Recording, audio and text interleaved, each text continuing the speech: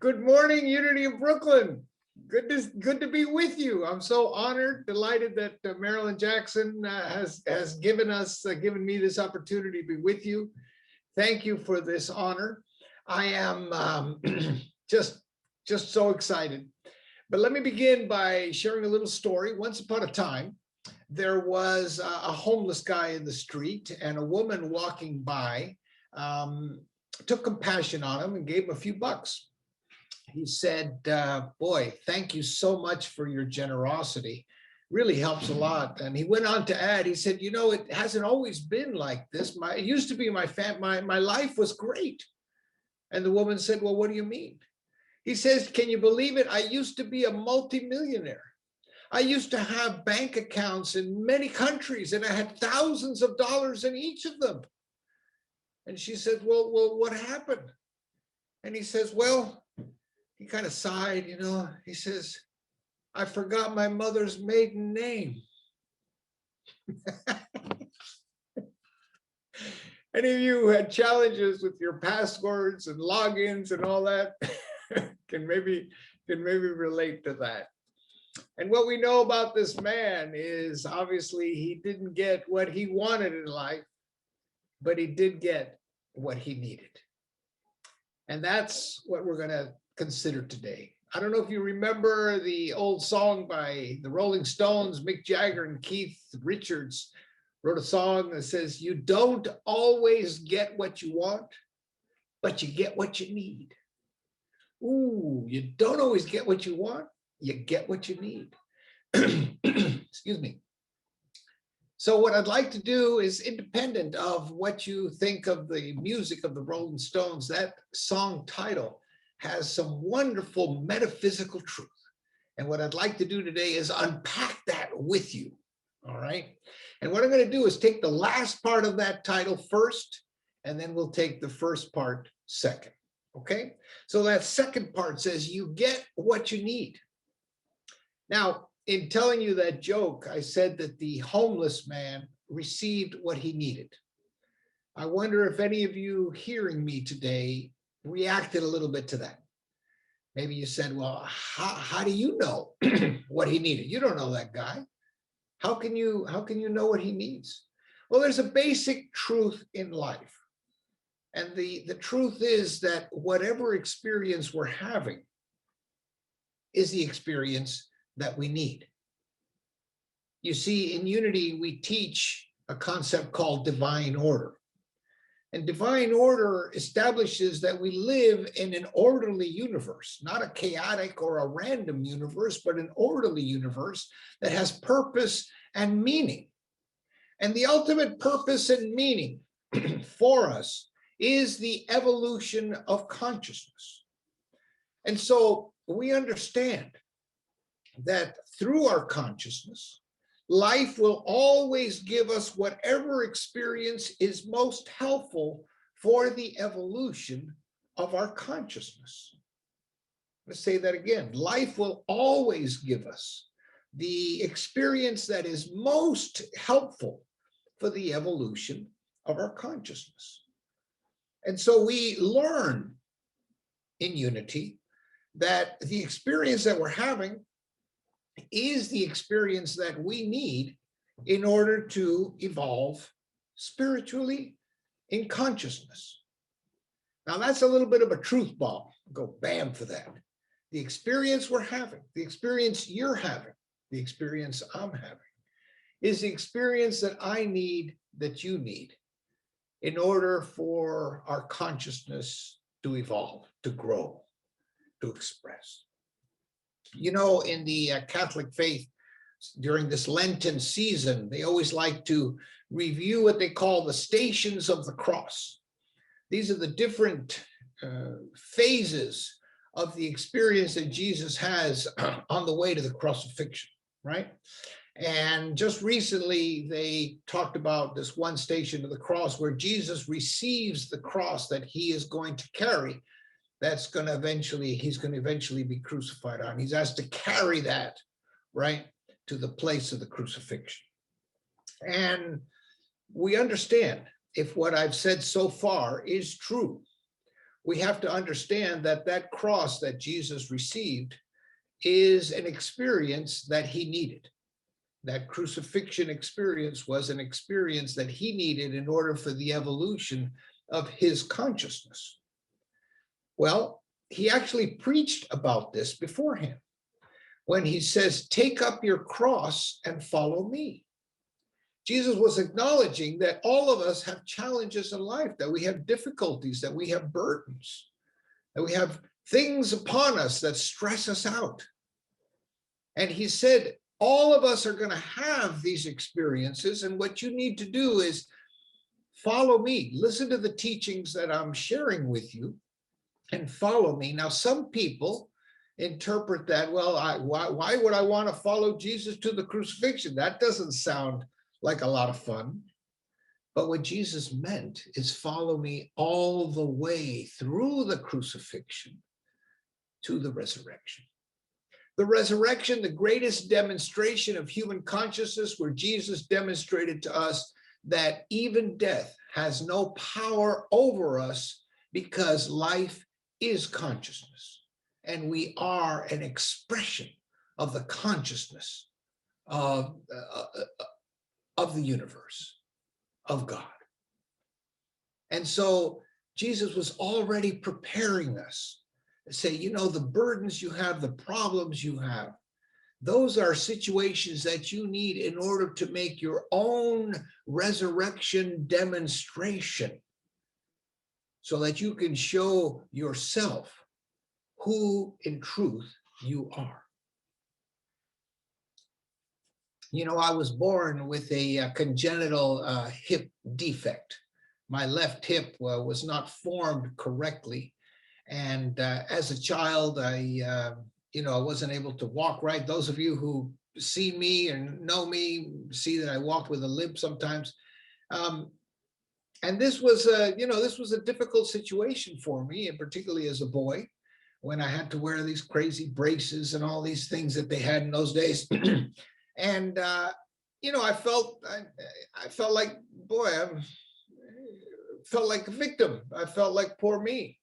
I'd look out the window, see these boys playing soccer and other games with balls, and I wasn't able to run like they were, and kind of felt sorry for myself.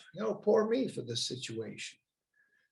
And I remember one time when I was about 5 years old, we were living in Bogota, Colombia.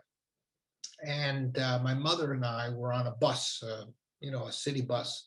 I was sitting next to the window, and the bus had made a bus stop, and the door had opened, and the door was just about closing, ready to move on, And suddenly there's this whistle. And I see this man coming in from the right over here. And this man is a double amputee. He has no legs. And he's dragging himself across the street with these 2 blocks in his hand that he was moving himself, and he was on a piece of cardboard. And the cardboard was helping him slide on the pavement. And he gets to the bus. He was telling the bus to, hey, wait, I'm coming. And I couldn't see from where I was seated, but somehow he got on the bus with his blocks and his cardboard and everything, paid the fare, then walked down the little aisle of the bus and found an open seat, pulled himself up and sat down. And as he sat there, he just sat there like normal, like nothing extraordinary had happened. Now I'm observing this and I'm amazed. I couldn't understand how this guy had gotten onto the bus, how he could, get into a seat, and how he could sit there looking, like nothing's going on, like it's a normal day. I'm just getting on the bus. And my mother, who observed me observing him, said something I'll never forget. She said, some people are here to demonstrate the grandeur of the human spirit. She said, some people are here to demonstrate the grandeur of the human spirit. Man, I felt that right in my heart. And I took that in. As I looked at him, he didn't look like he was feeling sorry for himself. He looked like he was just going about his business. And here I am. I got 2 legs. Maybe I walk a little crooked, but hey, I can walk. Here I am feeling sorry for myself. And as I processed that, as I took that in, I made a decision right there at 5 years old. I said, whatever this hip situation is, I'm going to use it for the demonstration of the grandeur of my spirit. And that was the beginning of a process where I let go of the poor me and just got into an acceptance of the situation, a way to support myself through it. And something I'm still working on these days. And so you see, all of us receive what we need, because it's what we need in our life, in our particular circumstance, in order to evolve spiritually, evolve our consciousness. Now, some people ask, wow, well, how can I be at peace? How can I find some peace these days with all this trouble going on in the world, in my neighborhood, my community, in my country? Where am I going to find peace? And we understand that we find peace in the present moment, in the circumstance that we are. And we find it by understanding what I'm talking to you about today. If it's the situation I need, it's the situation the country needs, the community needs, the city needs, in order to help us evolve in consciousness. You ever heard the song, "Let There Be Peace on Earth and Let It Begin with Me"?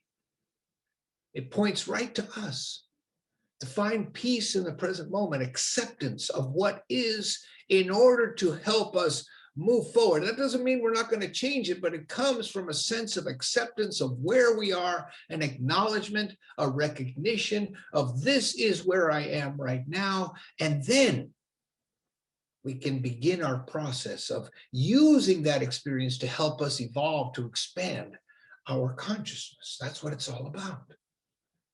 So that brings us, of course, to the first part of the song title, The Rolling Stones, "You Don't Always Get What You Want." And I say that, and people are probably going, yeah, that's right. I'm not getting what I want. I want more of this. I want less of that. Man, sometimes I pray, I'm not getting what I want. If we unpack that a little bit, that word want, it's an interesting word, because to want is to lack. In fact, we use it that way. Sometimes if we sit down at a meal at a restaurant or something, and I might say, this dinner is wanting. And what I mean to say is that it's missing something, it's lacking something, it's not quite right, it's just off a little bit. There's an expression of lack. So maybe when we're complaining about not getting what we want, or we don't always get what we want, maybe our problem is not wanting, but our problem is lacking. Maybe we're affirming that really we're just not having, and we're affirming that, and we're affirming that, and we're affirming that. And so let me say this. You can't manifest what you want. You can't manifest what you want. You can only manifest what you already have. Bam. Truth bomb today for you. You can't manifest what you want. You can only manifest what you already have. Now that sounds a little bit radical to put it that way. But in Unity, this is the law that we teach. It's called the law of mind action. Tanya was talking about it in the meditation today. The law of mind action. Thoughts held in mind produce after their kind. Some people call it the law of attraction. It's the rage these days, right? And by the way, those those Unity students in the house today, let me give you a pop quiz. This is a little aside, a little pop quiz for you. How many laws do we teach in Unity? Just think a moment. How many laws do we teach in Unity? A little pop quiz for you. One law. The law of mind action. That's the only law we talk about. And so what we talk about in this law is the importance of understanding that our thoughts, just like the song said, our thoughts are prayers, right? And if we understand that, then we need to understand that it's not just about asking in prayer or wanting, but it's to come into a sense of absolute believing, accepting, and knowing that it's something I already have. Now, you can't say it much better than Jesus did in the verse that Cecil read today, Mark 11:24. So I tell you, Jesus speaking, I tell you, whatever you ask in prayer, believe that you have it. Believe that you have received it, and it will be yours. Let me repeat that. So I tell you, whatever you ask in prayer, believe that you have received it. I'll put in parentheses, already received it, and it will be yours. You can't go deeper than that. So you see, the journey is clear. It's clear here. Let me be absolutely clear. Am I saying that you're not to ask or not to want? Not at all. Not at all. In fact, in Unity, we learn that, open your heart, express your heart's desire. Whatever is in your heart that you want, express it, ask for it. And also understand that if you want to see a manifestation of that, you need to make a journey from asking to believing, to knowing that it is already yours. And so if I were to describe the journey, and again, Tanya did this beautifully in the meditation, I would summarize it with these three words: ask, believe, receive. Ask, believe, receive. And that journey, that process from asking to believing is the key. Because sometimes that's a long journey. Sometimes it can be instantaneous, but sometimes it takes a lot of work. And some of you hearing this, even though it may be not new to you in Unity, you might ask yourself, well, how am I going to do that? Well, let me tell you, you've come to the right place, because we teach one law just about every Sunday. You're going to hear right here, Unity of Brooklyn, a very constructive, clear guidance as to how to apply that law in your life. Just about any Sunday, you're going to get some very practical ideas as to how to apply that in your life from all kinds of different ways and all the different techniques that we teach, that we honor, that we have. Every week, we address this in one way or another. So you're in the right place, but let me just remind you of some of the things that you have already heard. This is not new information, friends. We can replace negative thoughts with positive ones. You ever heard the concept of fake it till you make it? I know you have. Live as if you already have what you want. This helps us come into a state of believing. You want to read success stories. You want to fill your consciousness with possibilities. You want to be able to see, just like I saw on that bus, hey, this man, he's overcome some tremendous challenge. Well, if he can do it, I can do it too. You want to come into that by feeding yourself with that kind of information, that kind of story. You want to envelop yourself with that consciousness. You can say and write affirmations. And of course, we have our prayer work. And that's what it is. We call it prayer work, because from asking to believing, I'm not saying it's easy. I'm not saying it's easy. I don't say that I have it all figured out, but I know what the journey involves, just like you do. We got to get to believing, to accepting, to what I already have. And so when we ask, we're affirming somehow whatever we're expressing as a want, it's wanting, it's missing, it's lacking. How do you feel about that? How do you feel about that which you don't have? Be honest with yourself. I'm sad, I'm frustrated, I'm angry, I'm disappointed. You go even deeper with these emotions. In prayer and unity, we teach a two-part process called denial and affirmation. A little brief summary here. Denial and affirmation. So we take this fear, we take this disappointment, we take this sadness, and we hold it. We don't try to push it away, but we hold it tenderly. And we take its power away by denying that it has any truth, that it has any reality, that it has any power over us. And personally, I always go to fear and guilt. Those are my default emotions that I always look for whenever I'm seeing something's missing in my life. What am I fearing? What am I guilty of? And I do exactly that. I take that in. Boy, I'm afraid I'm not going to be able to pay the bills this month. I'll take that fear, hold it.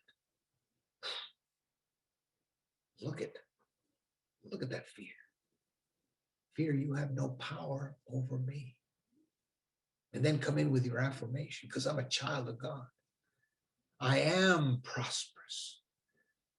See, that's how we use our denial and affirmations. And of course, we also work on boosting our confidence, our own self-worth, our self-esteem. This is a very important part, because often our self-esteem, that it is our self-esteem that underlies difficulties.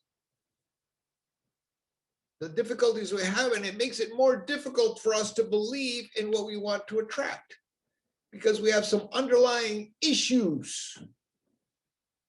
And while a difficult life experience, the painful memories of early life, for example, can make it hard to feel good about yourself, we understand that a positive perspective, our own worth, is essential. It's absolutely essential for us. And so we work on that. We work on boosting our self-worth, our self-esteem. We might even reach out, spiritual counseling, get some therapy work. We do all these wonderful processes. We seek to dismiss underlying assumptions that are false about ourselves. I'm not good enough, I'm not worthy, I'm not lovable, etc., etc. And we also nurture the parts of ourselves that we feel proud of. We tend to dismiss that, particularly in public. Somebody says, hey, nice hair you have. Oh, yeah, but my hair is falling out. I don't have as much hair as I used to. Well, bring it down. Yeah, I love my hair. I'm proud of my hair. I'm proud of the way I take care of my hair, for example. Develop that pride in what's good, what you're proud of. Nurture that. Lift that up. That's important. So here's a question for you, something for you to meditate on tonight. How much good can you accept? How much good can you make? How much good can you own? How much good do you already have? How much good can you accept? Some of us have ceilings. Oh, that's enough. As children of God, right? The kingdom is ours. Now, the philosopher Henry David Thoreau, he said, walk confidently in the direction of your dreams. The key word there is confidently. He's restating what Jesus said, ask and believe that you've received it. He says, walk confidently. If you walk confidently in the direction of dreams, you know that those dreams are already there. You're confident that they're there. And so that's the work. We have our dreams, but we're not, fighting for them. We're not pushing. We're doing this inner work. This inner work to know and understand that, yes, that is mine. It's already mine in consciousness. And when it's already yours in consciousness, It'll be yours in the manifest reality. The other day, I came across the Tao Te Ching, Lao Tzu's famous spiritual work centuries ago. But Lao Te Ching said this: to know humanity, you have to understand the earth. To know the earth, you have to understand heaven. To know heaven, you need to understand the way. To know the way, you need to understand the great within yourself. In order to know the way, you need to understand the great within yourself. So you see how this whole stack of cards, from humanity to earth to heaven to the way, all based upon this one idea, the great within yourself. Now, that is what my mother was pointing to when she said about that man, some of us are here to demonstrate the grandeur of the human spirit, no matter what your circumstance. And so you don't always get what you want. You get what you need. What you need is the experience that you're having. And the experience that you're having is the experience that you need in order to demonstrate the grandeur of your spirit. And so go ahead and ask. Ask, want, desire. And know that that experience will bring you to exactly what you need. Because you're never going to manifest what you want. You will only manifest what is already yours. Ask, believe, receive. Ask, believe, receive.